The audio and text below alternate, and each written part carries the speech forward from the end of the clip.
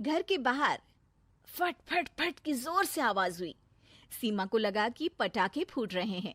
वो डर के मारे घर से बाहर निकली। देखा तो सामने योगेश यानी कि पतिदेव एक बुलेट बाइक पर बैठे हैं। अरे डर गई क्या? बाइक लेकर आया हूँ तुम्हें घुमाने के लिए। सच में?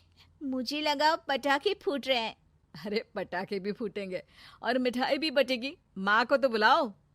माँ भी बाहर आ जाती है। अरे योगेश बेटा, इतनी जल्दी आ गया? और ये गाड़ी किसकी है? साहब की है? हाँ माँ, तुम्हारा बेटा साहब से कम है क्या? मेरी ही है। अरे बेटा, इतनी बड़ी गाड़ी ले ली, इससे तो तू घोड़ा ही ले लेता। महंगी पड़ी होगी ना? माँ महंगी सस्ती छोड़ो और मिठाई लाया हूँ, गांव में बंटवा दो। अरे बंटवा क्यों दो? पीछे बैठो, गांव में बांट कर आते हैं। सब खुश थे। योगेश गांव के बाहर एक कोयले की खदान में मजदूरी करता था। मेहनत और अकल से उसने वहां ठेकेदारी का काम सीख लिया और सूझबूझ से ठीक ठाक पैसा बनाने लगा। गांव में बात फैल गई कि योगेश के घर धमाका गाड़ी आई है। ऐसी गाड़ी पहले कभी किसी ने गांव में तो देखी नहीं थी। योगेश और माँ गाड़ी से वापस घर आ जाते हैं। बेटा, बाबूजी ऊपर से देख रहे होंगे और आशीर्वाद भी दे रहे होंगे तुझे। वो होते तो उनको भी घुमाता माँ। पूरे गांव में नाच नाच के मिठाई बांटने जाते। जैसे मैंने नाच नाच के बांटी थी जब वो अपने लिए एक साइकिल लेकर आए थे। बस बस, बाबूजी दो बात भी सुनाते कि फटफट वाली फटपटी ले आया। सीमा आगे कहती है, अपने लिए तो ये गाड़ी ले आए और मेरे लिए? अरे ये गाड़ी तुम्हारे लिए ही तो है। पक्का मेरे लिए है? अरे पक्का तुम्हारे लिए है।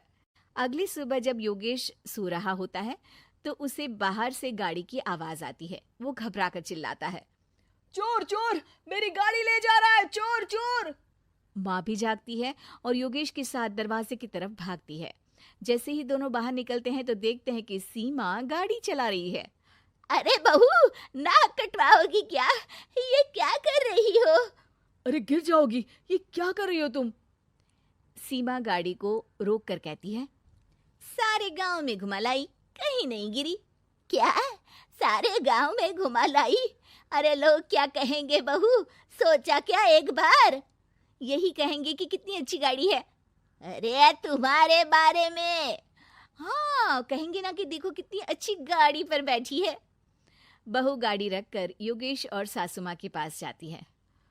तुमने कब गाड़ी चलाना सीखा? हमारे बाबूजी के पास पुरानी स्कूटर थी, सीख ली। फिर स्कूल में एक मास्टर जी भी ऐसी ही गाड़ी लेकर आते थे, उन्होंने सिखा दी। हाँ हाँ, स्कूल के मास्टर आजकल यही सब तो सिखा रहे हैं। पढ़ाई का कुछ सिखाते तो कुछ भला होता। अरे बहू, अब गाड़ी मत चलाना। हमारे परिवार में कभी किसी औरत ने पीछे से आगे की सीट पे आने की हिम्मत नहीं की है। तुम भी मत करना, समझी? जी समझ गई माँ जी। सीमा सास की बात सुनकर चुपचाप रसोई में जाकर उदास होकर खाना पकाने लगती है। सास सुबह सुबह मंदिर से पूजा करके लौट रही होती है। तभी उसे दो औरतें रोक लेती हैं और कहती हैं, अरे बहू को थोड़े अच्छे लक्षण भी सिखा दो। गाड़ी चलाने निकली थी, गांव की मर्यादा का कोई ख्याल नहीं है। वही तो। अरे पैसे आने लगे हैं तो क्या मतलब कि किसी रीति रिवाज को नहीं मानोगे? अरे समाज में रहना है तो समाज के ढंग से ही रहना पड़ता है। अरे लाज भी नहीं आई बहू को? चूल्हे चौके से निकलकर सीधे गाड़ी लेकर चौराहे चबूतरे नाप लिए, फट फट फट करते हुए। अरे कुछ कह देना उसे। अरे ये क्या कहेगी, बूढ़ी सास है, इनकी थोड़ी ना चलती होगी घर में। हाँ, बहू की ही चलती होगी, मर्जी भी और गाड़ी भी।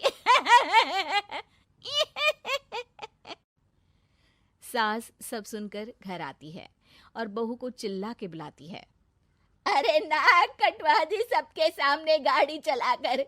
औरत जात गाड़ी नहीं चलाती। शहरों में तो 4 पहियों वाली गाड़ी भी चलाती हैं और हेलीकॉप्टर, हवाई जहाज भी। शहर में थोड़ी ना रहती हो मैडम साहिबा। आज के बाद गाड़ी से ही नहीं, यूं भी निकलना बंद तुम्हारा घर से।